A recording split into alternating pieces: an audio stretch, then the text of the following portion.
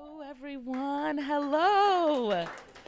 Oh my gosh, I am loving the intimacy in this space. You are the brave souls that came out in the first time it actually felt like winter. Today, what is that about? Can somebody take that back?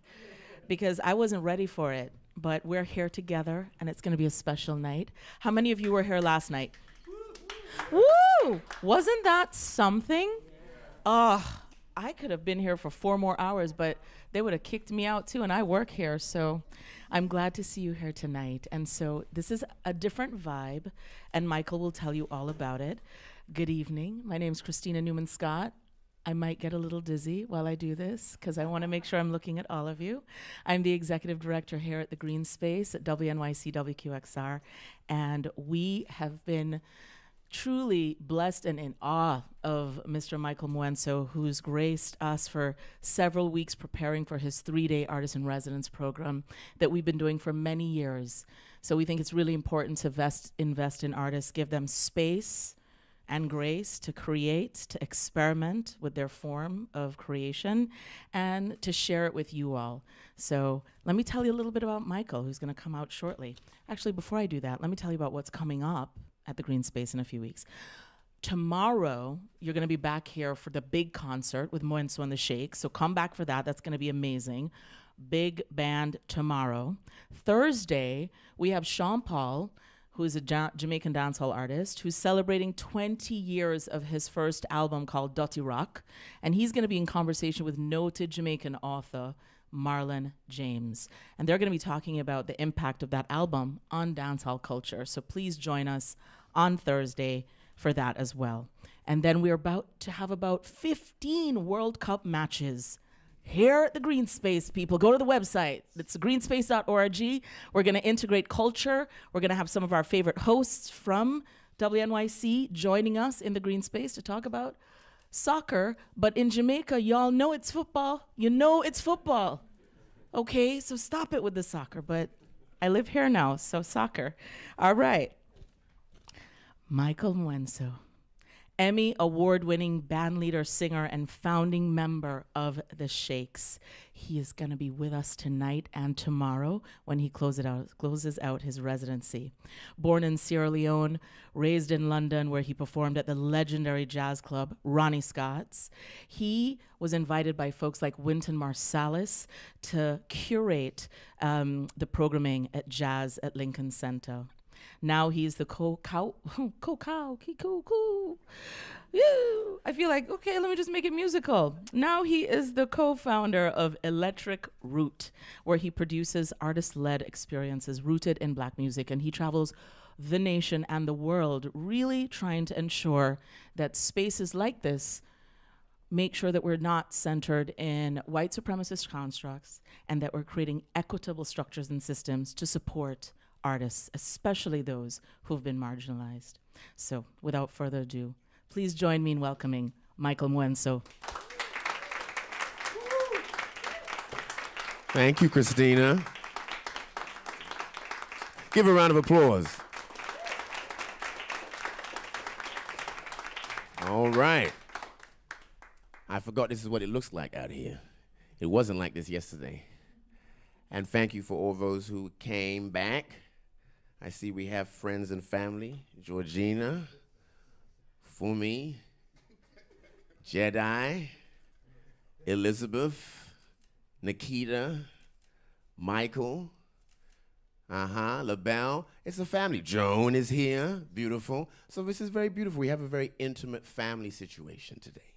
So it gives us the ability to even create more community. And you know, today is a very marvelous day. We were here yesterday with the great Jonathan Baptiste. That was a very beautiful conversation. Nikita, did you enjoy it? It was nice. It was nice. LaBelle, did you like it? I loved it. Yeah. Elizabeth, did you like it?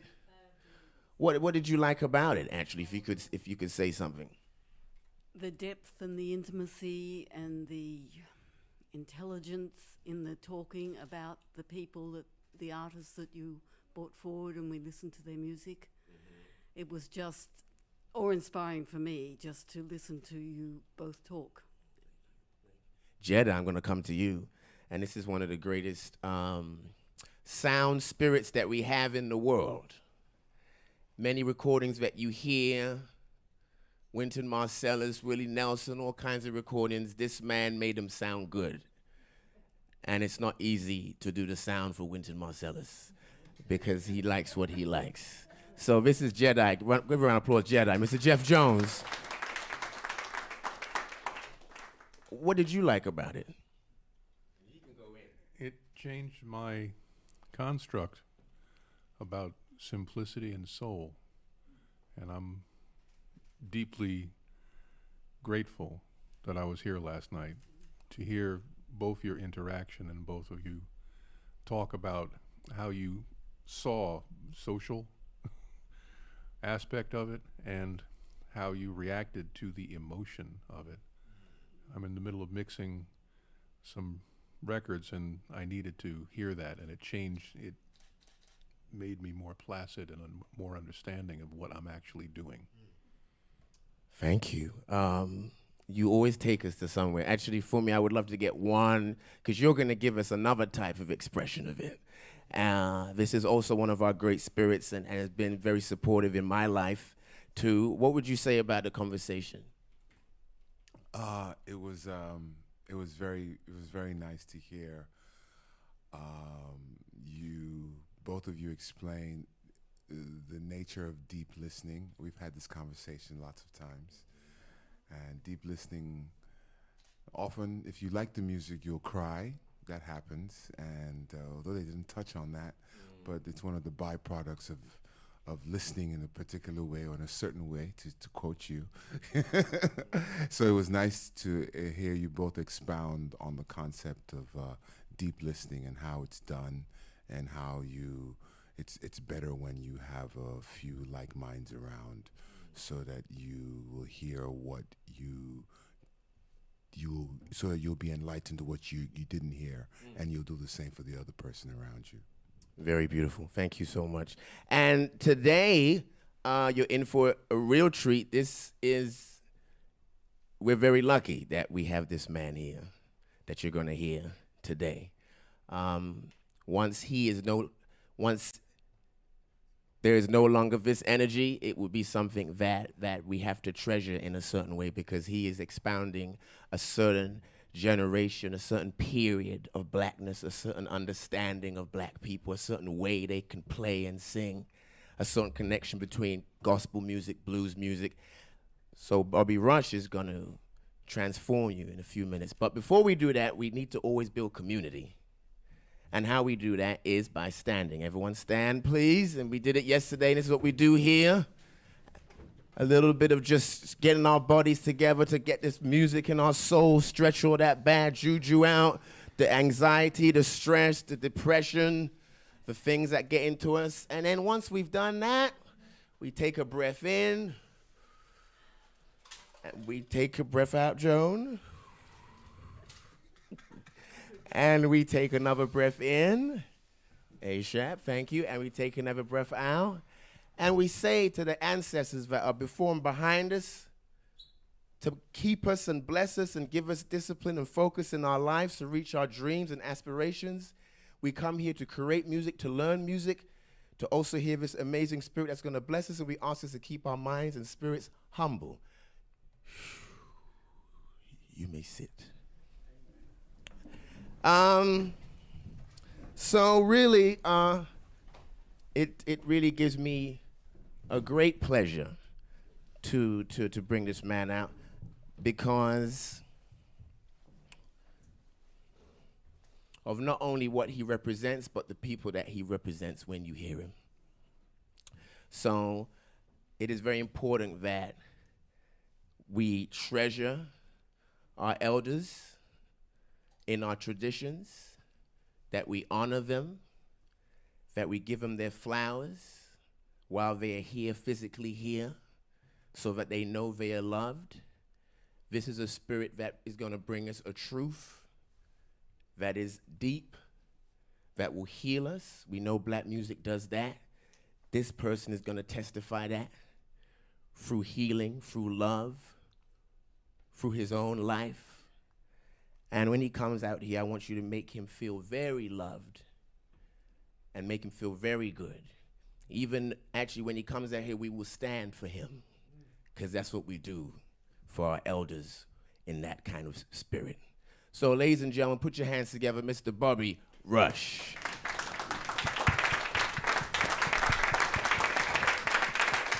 Mr. Bobby Rush.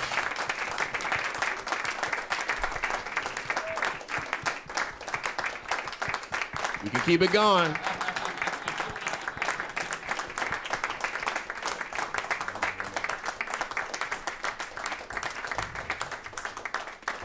Thank you so much. Thank you so much.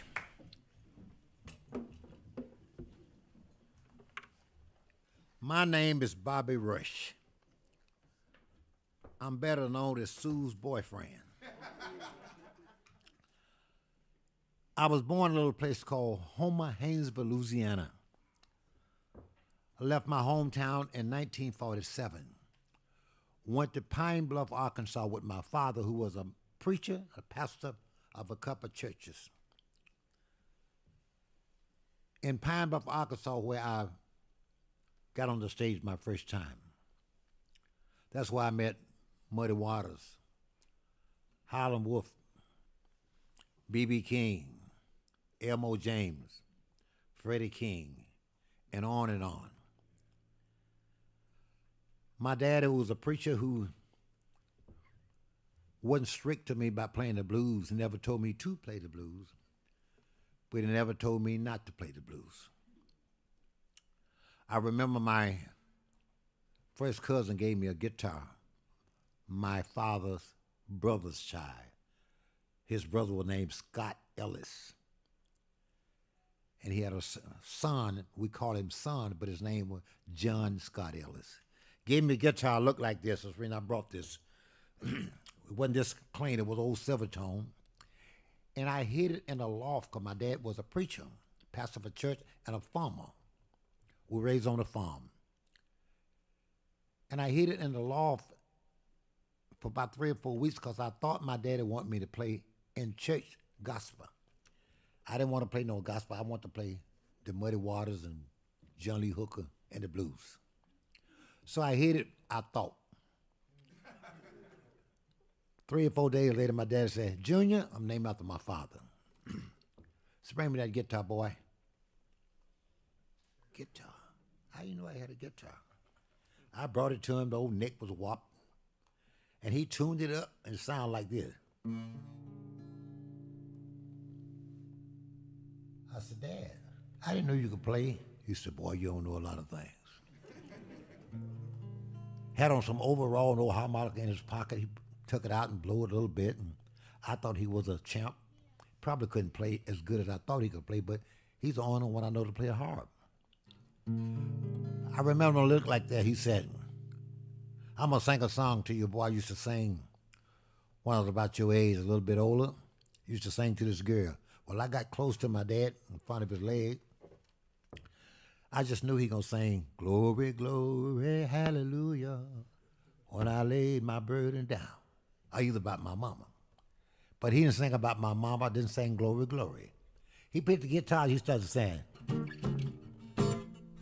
he said, me and my gal went to Chinky Pin hunting. She fell down and I saw something. I said, Daddy, a preacher? I said, sing it again, Dad. What I wanted him to do is sing the other verse, because I know the first verse, she fell down, she saw something. So the next verse, I said, sing it again. He said,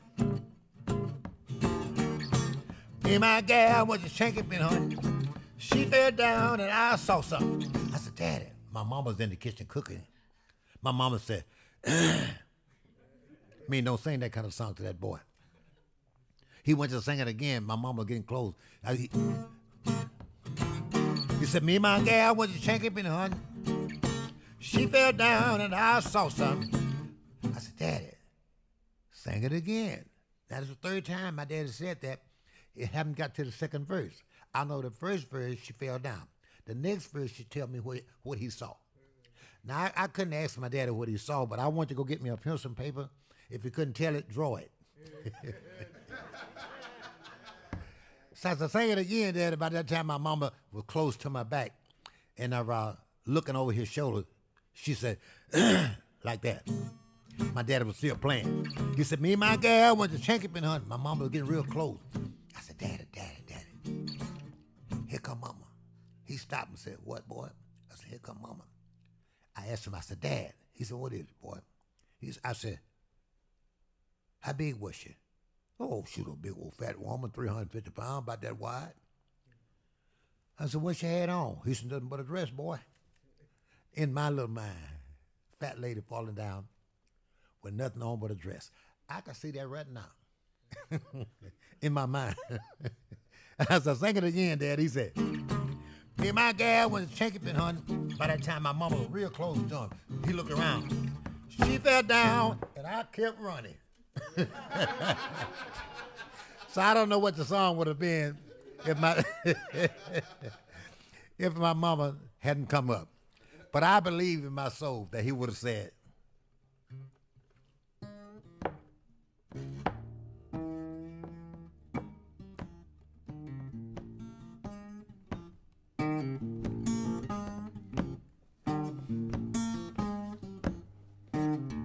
my baby left me a few days ago.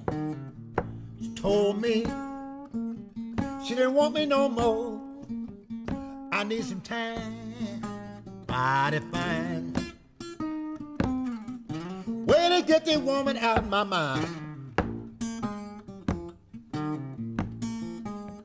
She left me here to cry.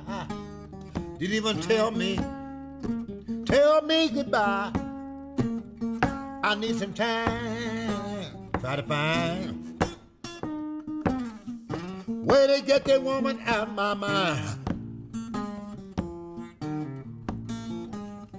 She left me drinking wine, trying to find a way to get her out of my mind. I need some time, try to find way to get the woman out of my mind.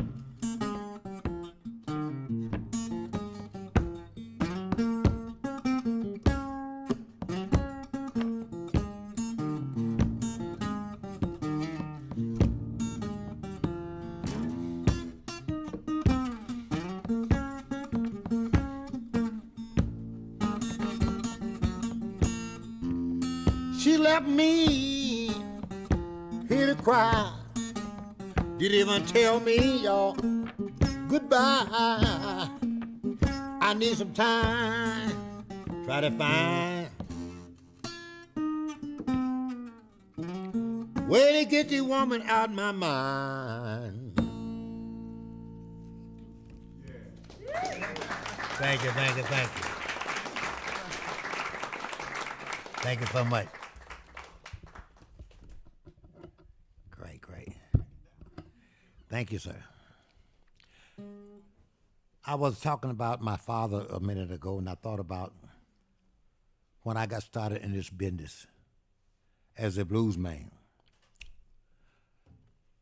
John Lee Hooker, Smoker Hall had a song, and he wrote about Mississippi. It went something like this.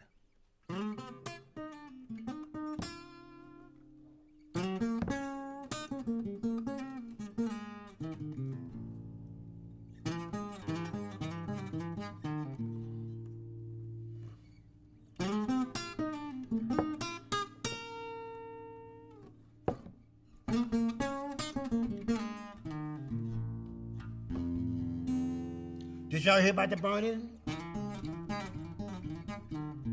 Happened way down in Mississippi town. Did you hear about the burning? Happened way down in Nashville, Mississippi town.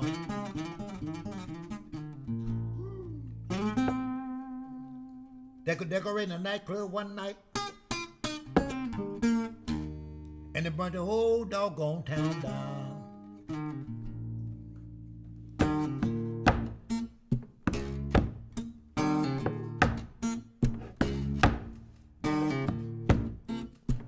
Muddy water was there. BB King was there too. Tyrone Davis was there. Muddy Water was there too. Did y'all hear about the burning? Happened way down in Mississippi town. They were decorating a nightclub one night, y'all. And they burnt the whole doggone place down.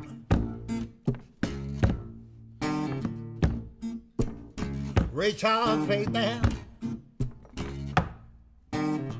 Smoky Water too. John Lee Hooker played there. Oh Lord, I wish it would mean you.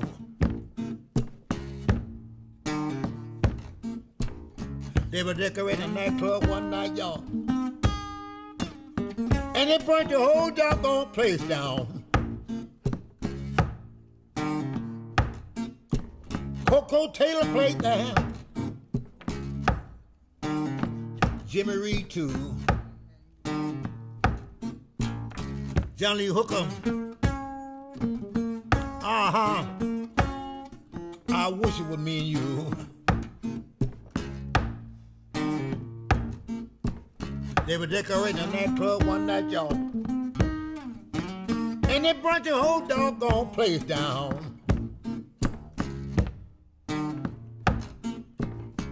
Burnt the place down, y'all. Burnt the place down. You know they burnt the place down. Burnt the whole doggone place down.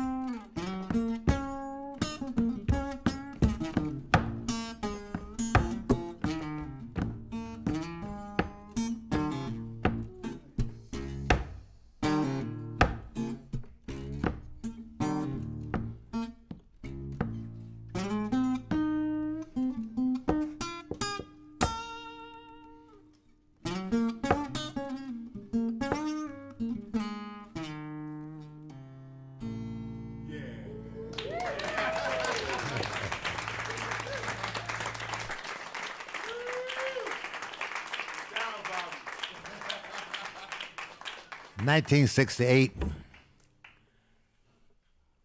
I was getting ready to record a song, and Calvin Carter, who was VJ Records, came to me and said, "Bobby Rich, I want you to record this song." I said, "Okay, I record it. Tell me what you want me to do." So Jimmy Reed was sitting there with me, and he's talk out his nose. "Bobby Rich, you got a guitar, but your guitar ain't good as my guitar." He's about drunk. Jimmy Reed was a drinker. He said, "Bobby Rich, I ain't let nobody play my guitar in all these years, but I'll let you play it." I said, "Jimmy Reed, I'll play your guitar." He said, "Okay, I'll let you play it, but go get me some whiskey." I went down to the store to get him some whiskey. We was sitting there playing around in Chet's record all day, VJ Records rather, in the studio. I would get him a drink, and after he had a few drinks, it wasn't but $1.69 for what he wanted to drink. And I found out he didn't know how much he was drinking or didn't care or trusted me with it. I go to the store and get him a whiskey, and I would get an empty bottle, and I would pull some of the whiskey out the bottle and half of it with water. And I fill it back up and give it to him. "Boy, you sure know how to buy good whiskey." He gave me $2 more to go get him some whiskey, and I didn't have to go anywhere but out the back door. I look under the porch and get the other whiskey I had and pour it in his bottle and give it to him. So every other time, that's not right. I cheated Jimmy Reed, man. I cheated Jimmy Reed. Yeah, I cheated. Sorry about that, Jimmy.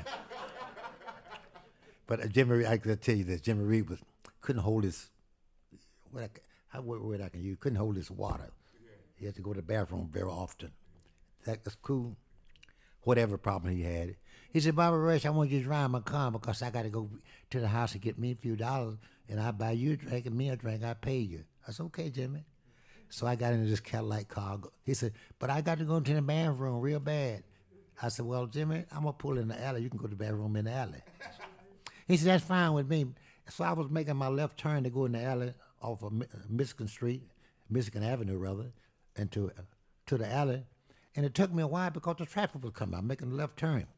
It took me a while. Finally, I made my left turn and got in there. I said, Jimmy Reed, we're in the alley now. He said, it's too late now. Y'all got the message. You know. That Jimmy Reed was my friend. So in that same year, Calvin Carter said, Bobby Rush, I've been wanting to record you for a long time. Jerry Bullitt, myself was sitting there, Dick Clark, and Elmo James. I said, okay, I got a record for you to record. I said, what? He said, what's the name of your record? I said, Chick Head. He said, Chick Head? We can't cut no record like that. You got to understand, way back then, you couldn't say things like that, Chick Head. I said, it's not chick head, it's chicken head. He said, oh, yeah, you from down south. Y'all eat chicken heads and chicken feet down south. I said, yes, sir. He said, how did the record go? I said, Daddy told me on the dying bed, give up your heart, but don't lose your head. You came along, what did I do? I lost my heart, my head went too. Which had nothing to do with the chicken. He said, well, I got to have A and a B, got to have a B-side. I said, I got the B-side. He said, what's the name of it? I said, Mary Jane. He said, oh, yeah, I had a girl in the school with me, did me wrong. Her name was Mary Jane. And I wasn't talking about a girl at all. So I found two guys didn't know what I was talking about. So I cut this record, in 1970, it went number one. In 1970-71, I had the number one record. Jane Brown had the number 2 record. Bill Withers had the number 3 record. At that time, them two guys was hard to beat out. But I beat them out doing this.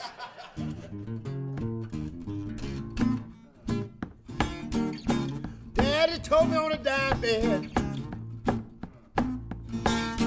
He said, give up your heart, but don't lose your head. You came along, what did I do? I lost my heart and my head too. Lord have mercy. Little girl, you sure can cook. Little girl, I like the way you look. When you cook that chicken, save me the head. Should be working, but I'm home in bed. Thinking about you. Dreaming about you. Love that girl. But I love them chicken heads too. Without your love, girl, I just can't go on.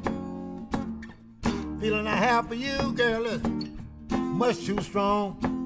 Let me ease on in.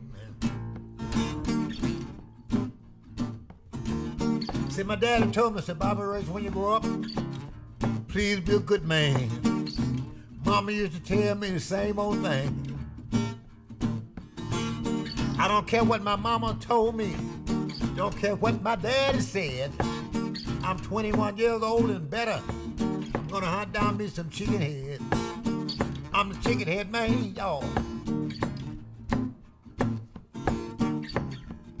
Without your love, girl, I just can't go on.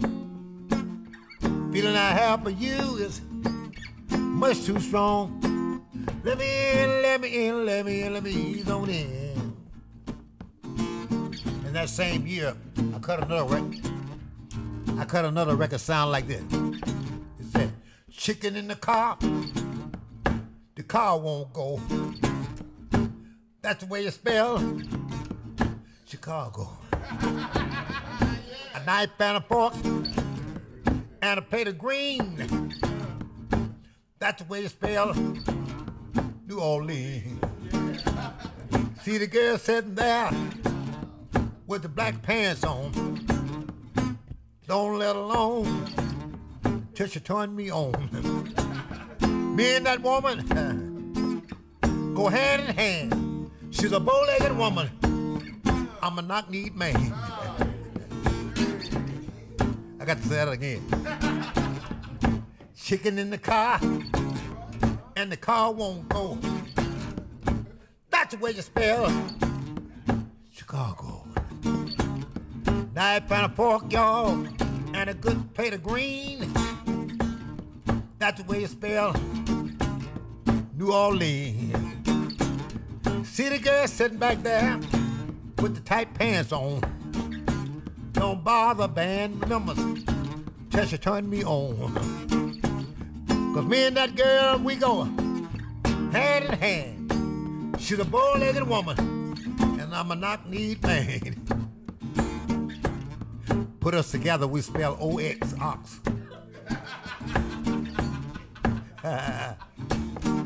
Now remember that I write all this stuff that I sing. I wrote this song. Bow-legged woman, knock-kneed man, go hand in hand.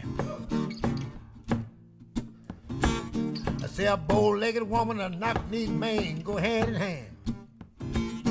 Now, since I wrote this song, if I mess it up, it's my song.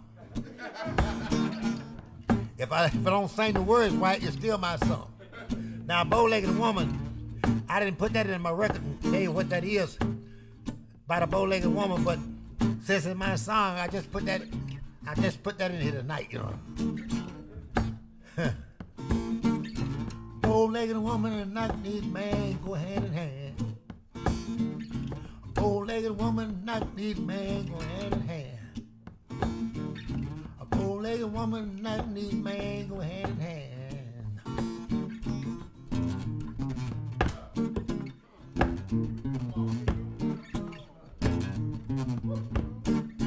There's a little man down in Arkansas. Everybody called him Uncle Esau. The little old man could sing so good.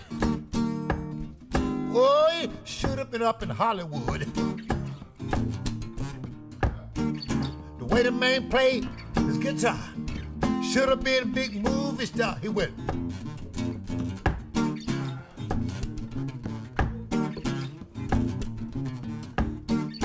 Uncle Esau went to town, riding the billy goat and leading the hound. The hound barked, the billy goat jumped through Uncle Esau's spinal stump. Pulled out down, he didn't know what to do. Grabbed the guitar and went to playing the blues. He went.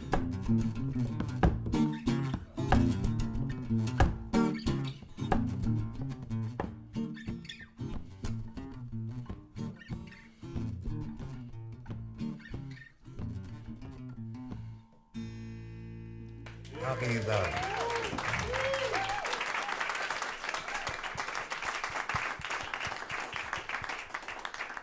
you know, someone always asks me, Bobby Rush, why do you sing the blues?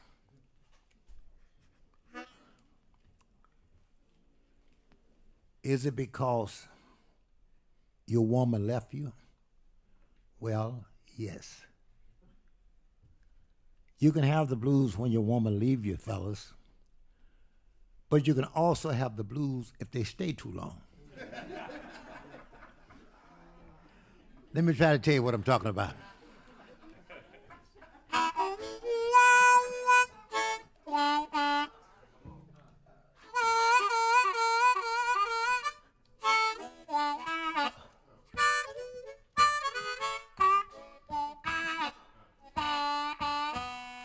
Have you ever been mistreated by someone you showed no love?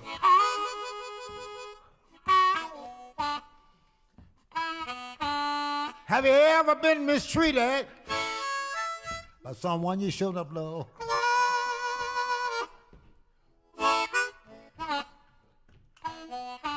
All the men my woman could have left me for, she left me for the garbage man.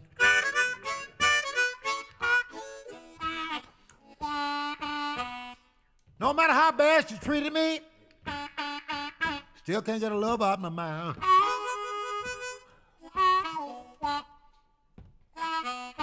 No matter how bad she treated me, still can't get love out of my mind.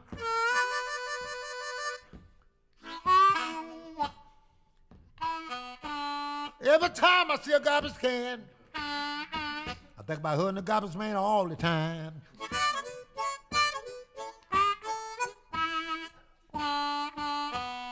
If I ever get my woman to come back home, I'm gonna buy myself a garbage truck.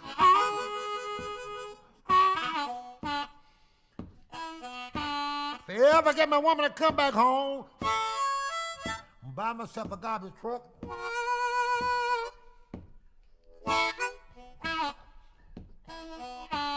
And when my garbage can get full, I'm gonna take it and dump that stuff way, way, way out in the woods.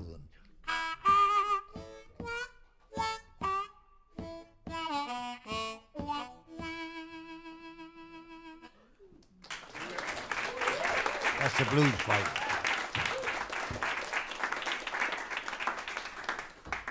Let me tell you that I've been recording this year for 70 years.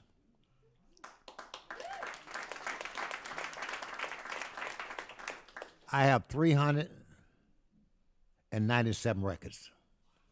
I've been up for a Grammy 5 times. I won 2. I've been up for the Blues Award 36 times.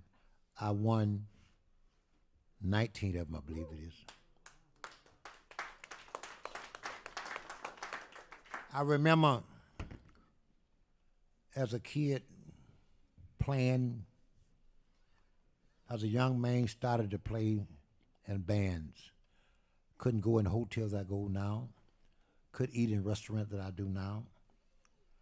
I wanted to go to Chicago from Louisiana, but I migrated from Louisiana in 1947 to Pine Bluff, Arkansas with my father, who was a preacher in the Pacific Church.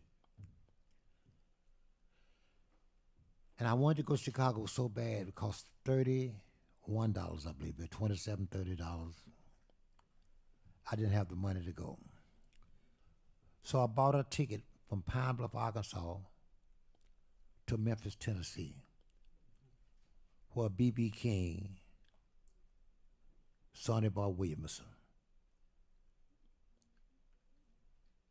Sonny Boy was in Helena, Arkansas, where I made enough money on Beale Street, working $2 or $3 a day, sometime dollar tip or whatever I could make on the street. Till I got enough money. Rufus Thomas was there. Till I got enough money to go to East St. Louis for Chuck Berry and Albert King. I worked on the street playing the blues with my guitar and the harmonica, tap dancing, done whatever, making tips. Till I got enough money to buy myself a ticket to Chicago, where Muddy Waters, Howlin' Wolf, John Lee Hooker, T-Bone Walker, all the greats, all the greats was there at Chess Records. I wanted to get to Chess Records so I could be in my heaven, because everybody told me to get to Chicago, you'll be free to do anything you want to do in the blues and playing the music, go in clubs and what have you. I believe that. Jabe, Illinois, Muddy Waters taking me to suburb Chicago, Blue Island, where there was no black people that I know of lived in Blue Island at the time. Took me to this nightclub called Skins and gave me a job, offered me a job playing for a man who had a small nightclub. And I played for him behind a curtain every night where the audience couldn't see me. They wanted to hear my music, but they didn't want to see my face. I was dumbfounded again because I came from the South looking for freedom and a place I could play. And in Chicago, in Illinois, this is what I found. So I went down to Chess Records to get a job. Muddy Waters was there. John Lee Hooker was there. Etta James hadn't made it yet. But Bo Diddley was there. Lil Walter was there. Pine Top Perkins was there with me that day, and Willie Dixon. So there was a pamper on the table said Union 10 and 208 is merging. This is in my book, matter of fact. I talks about it in my book. I said, this is going to be good. At that time, it wasn't black, it was colored. It's going to be good for us colored guys. I said to the guy who was sitting at the table with me. And Bo Diddley really laughed out loud. When he laughed out loud, Phil, two brothers, Phil and Leonard Chess, one of them walked out the office and said, what you guys laughing about? Someone said, Bobby Ray said, it's going to be better for us now since the union emerged. He said, where did that information come from? He said, off your desk. By that time, Phil and Leonard both walked out. So Phil looked at Leonard and said, where did that boy get the information? He said, off your desk. He threw it back at me. Said, what that say, boy? Talking about me. I said, the union is merged. It's going to be good for us, especially for us colored guys, because now we get somebody to represent us.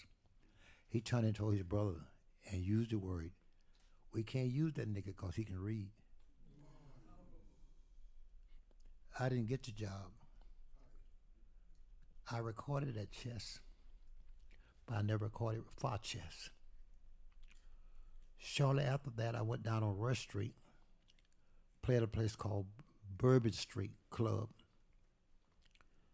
On the door, it said, no color allowed.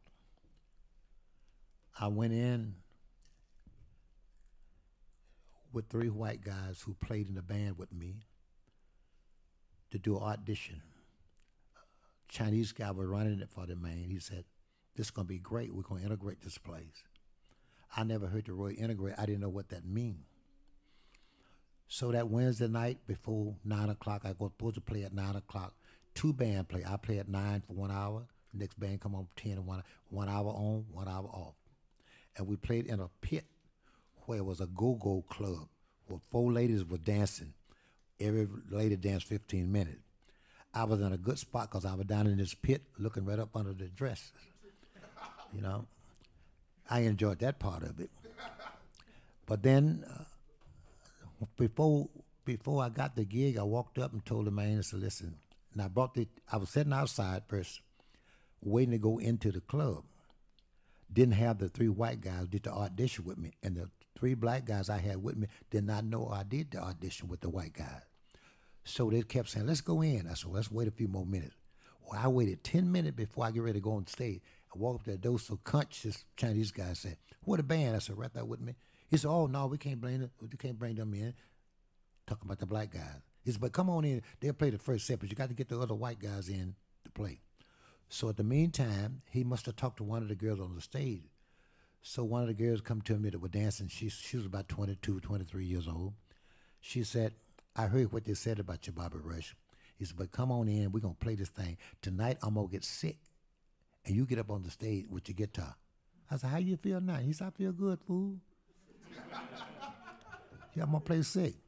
So sure enough, I got on the stage playing behind her. She had danced 15 minutes. About 7 or 8 minutes after she danced, she cramped like she was cramping. She walked on stage, and I walked on the stage with my guitar, done the Chuck Berry, done the duck walk. And the people just laughed. So one guy sitting in the corner with a big cigar. He said, ha, ha, ha, ha. I said, wow, I got me one good fan. About 3 o'clock that morning, I said, Bobby Rush, come to the office through the loudspeaker. I went to the bar, knocked on the bar, said, listen, someone called me on the loudspeaker. He said, oh, yeah, a boss want to see you. I go around to the kitchen. Big fat guy was in the audience. Now he's sitting back there with his big cigar laughing. Ha, ha, ha, ha. I heard just, I said to him, what is this? He said, come on in, boy. Come on in. You got nervous. You got a lot of nerve integrating my play. That's the second time I heard integrate. I said, what the hell is integrate? Because I thought integrate was like I thought I was a good-looking young man, 21, 2 years old, that you could lock me up in a room with a bunch of ladies and make some babies or something, you know. And I thought I could make a good integrator, you know. But anyway, that's how dumb I was. But anyway, he said, hey, Country, come here. This is my boy, okay? I don't know who he is or nothing. I pay him. You don't pay him. He worked with me, okay? He said, hey, boy, took his card. If you ever need anything, you call me. I didn't know who he was or whatever. later on, I went home, and about 3 or 4 weeks later, I was getting ready to buy this house. I didn't have enough money to buy the house. In fact, I wasn't. It was like September, October. I wasn't 21. I went down. I couldn't sign the paper because I wasn't 21 till November the 10th. And I had $800. I needed 12. She said, "Why don't you ask your boss?" He said, "If you ever need anything, call him." I said, "Yeah, let me call him now." I went to reach for the card. I said, "Oh God, I had the shirt on a couple of days ago." She said, "I washed the shirt." She went in and washed it and found it. If sure enough, she had washed it, but the card was in there. We straightened the card out. It dried up. We got it printed. It said Caesar Capone. I didn't know who Caesar Capone was. I found out later that day it was Al Capone's brother. So I went and worked for him for another few days, and I told him what I wanted. Then a guy down the street said, "Bobby Rush, I want you to play for me, and I give you $13 a night." Me and the band making $13 a night. Muddy Water was coming out on Wednesday night. I would give him $5.50, 1951. So I worked there for about 2 weeks. He said, "You gonna give me a 2-week notice, boy? You a good man. You a good man." Went down the street to work for the swing club. Worked Wednesday, Thursday, Friday, and Sunday. I got to get my pay. I told the bartender, I said, "Listen, where do I get my pay from here?" He said, "Right down the street, go out the door, 3 doors up, go upstairs, the 2nd floor." I said, "Shit, that's where I've been going all the time." I went out there, same man, said, "Come on in, boy." They own everything down there. So I was in now, right? So when I go to record for Chess or any other recording company at that time, that's why I own all the masters, because they'll let me through. They call me Al Capone boy. They let me through the door. So I used that in my career all of my life. I was working for Al Capone and then never knew him, but I used that name, you know.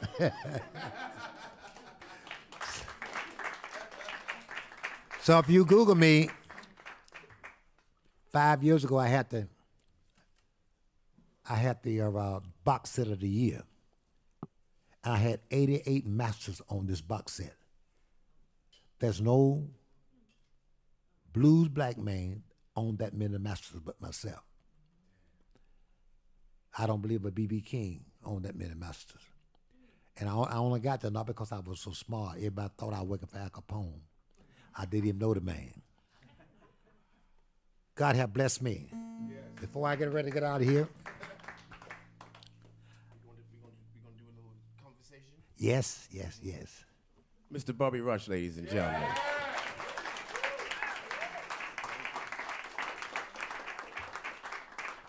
Bless you.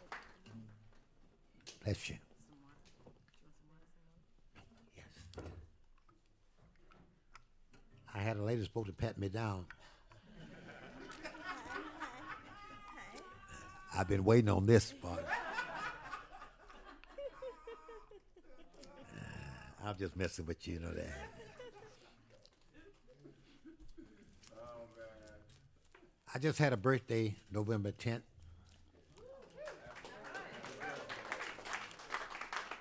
I'm 88 years old.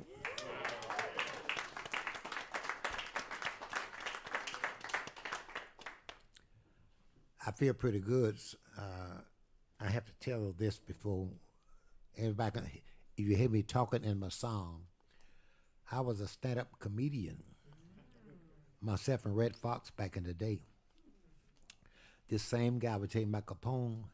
He asked me, he said, "I give you a raise if you can make me laugh." I said, "I can make you laugh." He said, "Make me laugh, boy." I said, I was in Chicago for about 40, 50 years at the time I'm telling you this. 2 of the friends of mine, one was 86 and one was 85 years old, went back to Mississippi. They saw each other and said, "Hey, where you been, Sam?" He said, "I've been in Chicago." He said, "I have too. How you doing?" He said, "I'm doing pretty good. I just had a little problem with my bowels. My bowels don't move right." He said, "Don't." He said, "I don't have no problem with my bowel. Every morning, 6 o'clock, boom, right on." He said, "That's good." He said, "What the hell's so good about it? I don't get up to 10.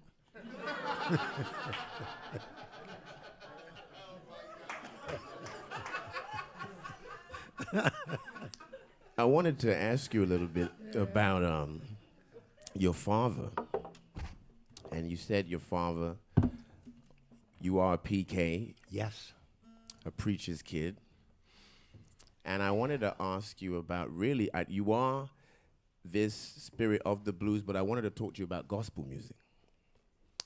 Because I wanted to ask you, being the son of a preacher, what was the gospel music that you were hearing as a young child? What were the groups you were listening to? What type of gospel singers were you first hearing? There was a station called in John R., Nashville, Tennessee, WLAC. At night we could get it, wave in, wave out. We had old radio in the house with a car battery on it. Went down through the floor and hooked it up, and we could hear some gospel. I could hear the Blind Boys, Fairfield 4, the gospel group. Not so much of the choir at that time, it was all a gospel thing. That was a song came on, Jerusalem Land, in 1948. And I still remember that song today. Then later on, I started, by my daddy had a church. Some of the gospel cats would come to town, and they would come by my daddy's church. And from that, that's the only way I would see them, because they have money to go see them at a concert or nothing like that. It was just at churches. And I grew up listening to gospel music, gospel choirs, and mostly quartets. And I fell in love with the Fine Blind Boys, Mississippi Blind Boys, and still good friends of the Alabama Blind Boys. In fact, I'm doing about 12 or 15 days with them this year. And if you could do one that you would have heard as a young child, gospel song? Oh, my dad, he played a song. What would he do? What would you do? There's a song that my daddy used to do in church. It went like this.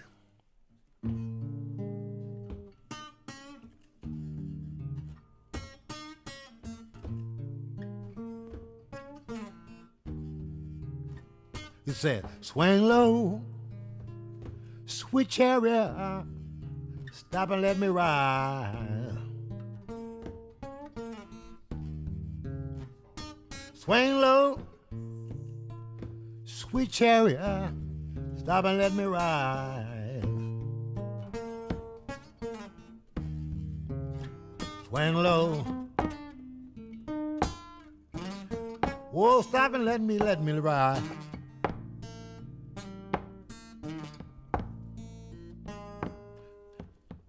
If I could, Lord, I surely would.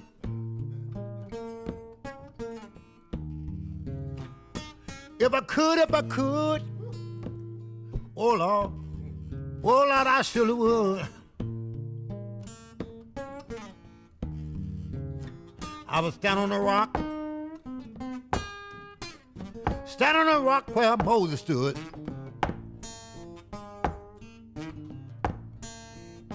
If I had my way, I would tear this old building down. If I had my way,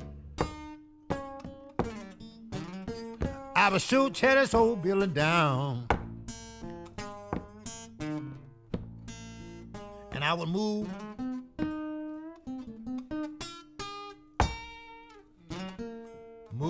to the other side of town.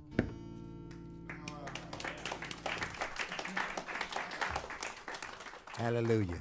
What was your father's feeling about you becoming a musician? What was his vibe towards that? Good. His wife was good because I came up in an area in a time where everybody around we were talking about their mother or father or the preachers or the religious people were saying the blues music was the devil music. My daddy didn't speak that around me about the devil music. He talked about Christianity, but not about music being devil music. He never told me to sing the blues, but he never told me not to. So that was a green light for me, because blues is the root.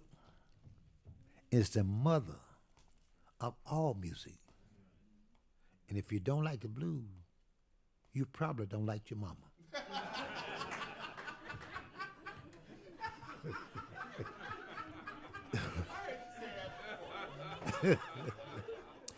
Do you Are you aware of what you represent in the world? Are you aware that you are something that is so deep and special? I begin to, now, at my age and time. I didn't know what I was studying, didn't know what I was doing. But now, I'm old enough and wise enough to know that I don't know anything. Because when a man tell what he know, he won't talk long, because man don't know nothing. But I do know that I am. That I am. Thank you.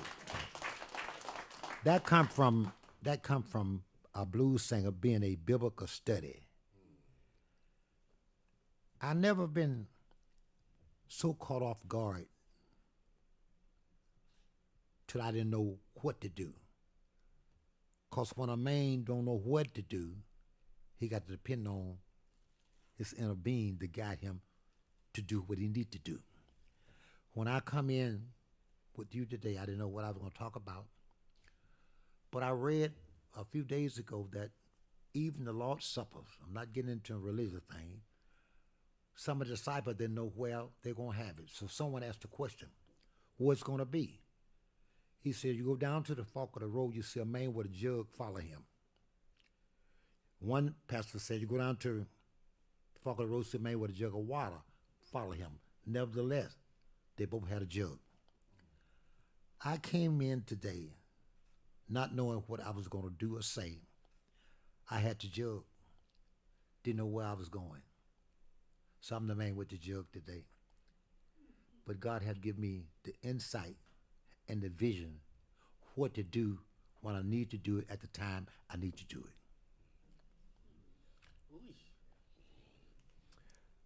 I want to name some people because I think it's important that the closest we can get to the ancestral spirits, the spirits that are no longer here, is through someone like you. So I'm going to name some people that are physically not here, but whatever comes into your mind when I say this person's name, please just share it with us. Howlin' Wolf. Great man, didn't take no mess off of no one. Looked at me and said, Bobby Rush, when you grow up, be like the wolf. Don't take no jive. Willie Dixon. Willie Dixon, a writer, and I tell this openly, maybe the first time I told on the app. Willie Dixon was so clever that as a black man, and I can say this openly, a lot of the things he said he wrote, he didn't write it. He was stealing it from the black guys. It was inside the thing. He wasn't a writer for a lot of things. How you gonna write for a man who can't read and write? But he was a smart man enough to steal it. He was a great thief. Would you say that? Would you say that was because he had a very deep relationship with Leonard Chess? Yeah, because he had somewhere to display his music that he stole from other guys. And he was a great writer. He knew how to take a title and make it something. I didn't say he wasn't good, wasn't no help to the writers. But how he gonna write Smokestack Lightning? So then now, someone like Leonard Chess, who is like many complicated figures with black music, who created an empire that was built on black people's spirits and minds and bodies. Right. How do you see it, Leonard Chess? Well, I saw Leonard Chess like the farmer, like who owned land and get a sharecropper. They had the sharecropper. Willie Dixon was the sharecropper. And he had to whipping the black people, was stealing from them because he told them what black people and what black man or woman to whoop. The same thing with the farmer, with the sharecropper. If you didn't pick enough cotton, sometime the man who owned the field didn't whip you. He got his black man who was in the house with him to whoop his man for you. It's still happening. Because a lot of things have changed, but so many things remain the same. T-Bone Walker. T-Bone Walker was the greatest teacher in the world. Slide across the stove. B.B. King loved him, and I loved him. And he taught so many guys how to do what he was doing. I don't know where he got his from, but man, did he have a lick. All that spit, he was doing that before James Brown was born. How did you deal with the rock and roll invasion? How did you are a true, authentic black musician, blues, gospel.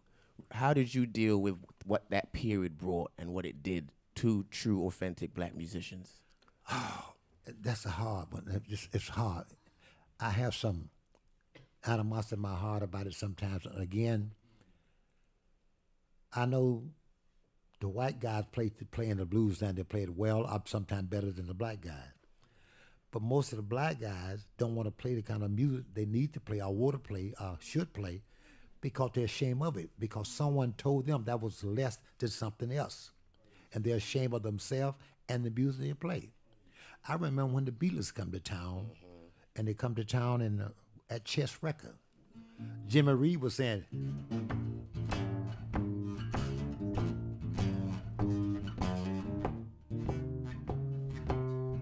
"You don't have to go." Then the Beatles come to town, turn it upside down, say, "Come together."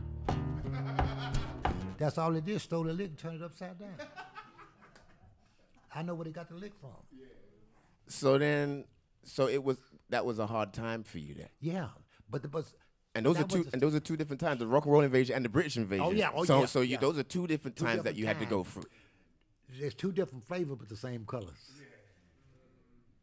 That's two different times, but there's a change there.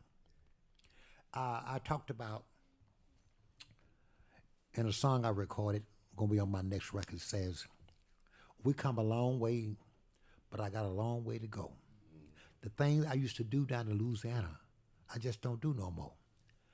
I used to carry water 15 miles for 50 cents a day. It's a shame a boy 9 years old had to work so hard every day.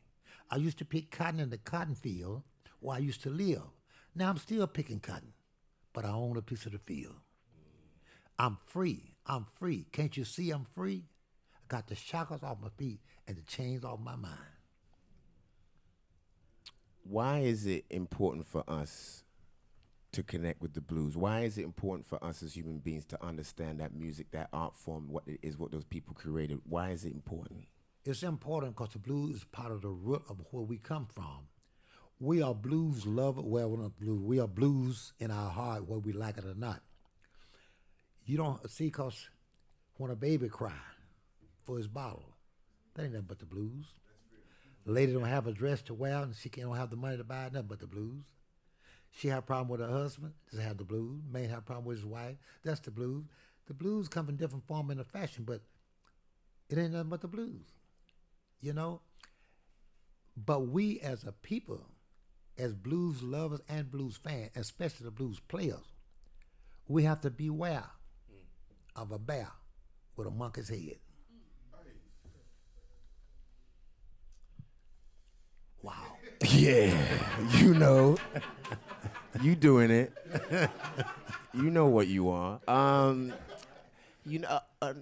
Okay, now you are this spirit now in our midst that has outlived almost all of the other peers and contemporaries of your time and music. What does that feel like? What are you carrying spiritually for you to still want to be doing this when you know you're one of the last ones who can? I'm so grateful to sit here and talk to you and talk about this. God had put me here to make sure that I pass this torch on to younger people, whether they listen or not. I have to tell you, because what I'm doing ain't nothing new, but what I'm doing need to be carried on. It need to be carried on because there's some guys in this business, especially the black guys who playing music, can't say and do the things I've said. Because I saw Ray Charles in a situation where they give him things that he shouldn't have in his body to play well. I saw Sam Cooke get killed for the thing he wanted to do with his music and be a man and own his masters. I saw Martin Luther King get shot down because the righteousness he was doing for his people and other people who couldn't do for themselves. You're going to find out 100 years later, or could be less, that Michael Jackson just didn't die. Hey, that's real. Prince just didn't die. That's real too. And you won't hear that much about Bobby Rush because I speak another language. Not because I'm good, because I'm blessed and sober. I had a beer in 1957. I had 3 of them. I hadn't had one since or before. I haven't did everything just right in life. Don't claim to be this good two-shoe boy. I did a lot of things. I still look at big leg ladies and shouldn't. They'll kill you too. But I'm talking about I'm talking about the things that damage to you. You follow me? Yes, sir. I'm in a position where I have a management now company, some agent, but in the past I didn't have that. I didn't have that. Because now I kind of outgrew myself. I couldn't do all these things for myself. So I got someone doing it for me now. My management is a lovely guy, Jeff DeLeo, just like my son to me. He done a great job.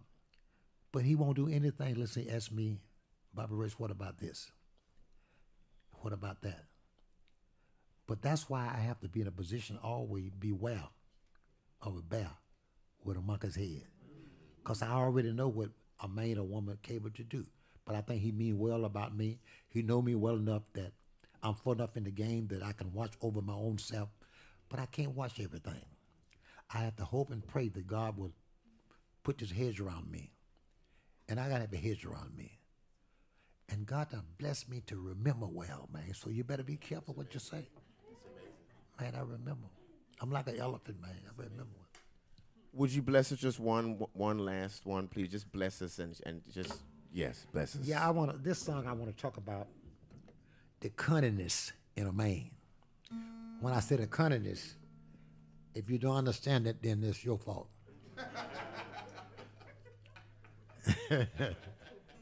Men know how to be cunning sometimes.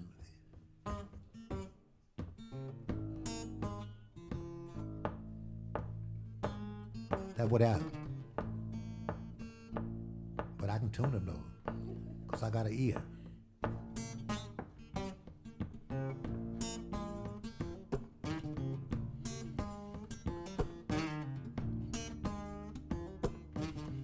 I'm broke and disgusted, lonely hearted too. Lord, I'm broke and disgusted, and I'm kind of lonely hearted too. Cunning part, now come in. Let me in your house, little girl, so I can have a talk with you. Put a cunning in. If I can't come in, let me sit down here by your door. No, that's a lie. If I can't come in, just let me sit down by your door. I leave so early in the morning, your husband will never know.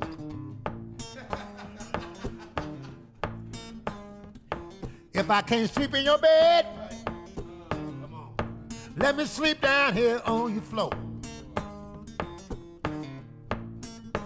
If I can't sleep in your bed, baby, just let me sleep down here on your floor.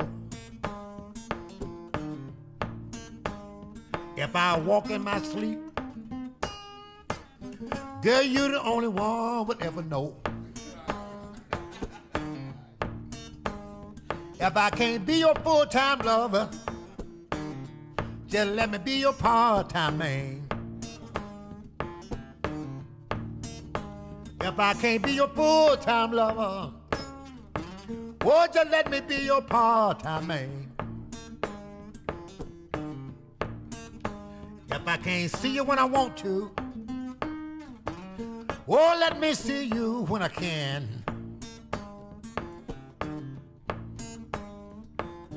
This is it. If I can't be your big dog, let me be your little dog till your big dog come home. If I can't be your big dog, baby, let me be your little dog till your big dog come home. And I will show you, little girl,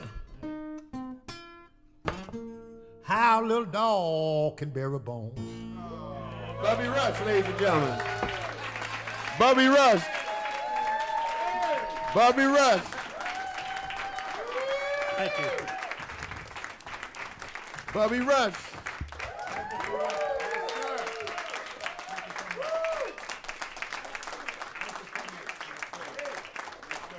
Bobby Rush. Y'all so kind. You're so kind. Thank you so much. You're so kind. I have a few books. We're going to sign them in, and we're going to do whatever you need to do to make this happen. I want to thank you personally for coming and listening to my story, listen to me play, because I am the last of a kind. I think I'm the oldest blues man living in this category now. If I'm not the oldest, I'm the ugliest. Thank all of you for coming. Thank all of you for coming. I'll shake a few hands. Thank you so much, ladies and gentlemen. We will be here again tomorrow. Come and check us out. And we love you. Michael Mwenso loves you. Thank you so much. Bobby Rush again, ladies and gentlemen.